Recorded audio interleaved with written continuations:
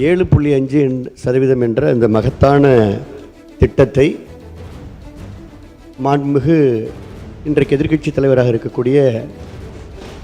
ஒரு ஏழை விவசாய குடும்பத்தில் பிறந்து அரசு பள்ளியிலே தான் படித்த காரணத்தினாலே எல்லோரும் பயன்பெற வேண்டும் என்று இந்த 7.5% இடஒதுக்கீட்டை மிகப்பெரிய சட்ட போராட்டங்களுக்கு இடையிலே ஆர்டிகிள் 116 கீழே இந்தியாவிலே எந்த மாநிலம் செய்ய முடியாத அளவிற்கு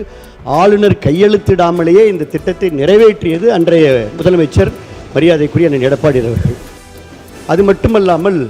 அன்றைக்கு கவுன்சிலிங்கில் நேரு ஸ்டேடியத்தில் போய் நாங்கள் இந்த சான்றிதழ்கள்லாம் வழங்கி கொண்டிருந்த பொழுது அவருடைய வறுமை நிலையை, இந்த விவசாய குடும்பத்துடைய நிலையை, பெற்றோருடைய கோரிக்கையை ஏற்றுதான் உடனடியாக அடுத்த அரசாணை அன்றைக்கு மரியாதைக்குரிய அண்ணன் எடப்பாடியார்கள் பிறப்பித்தார்கள். அதிலே அனைத்து கட்டணம், கல்வி கட்டணம், தேர்வு கட்டணம், விடுதி கட்டணம், பாடப்புஸ்தகம், நோட்டு புஸ்தகம், அது மட்டுமல்லாமல் இந்த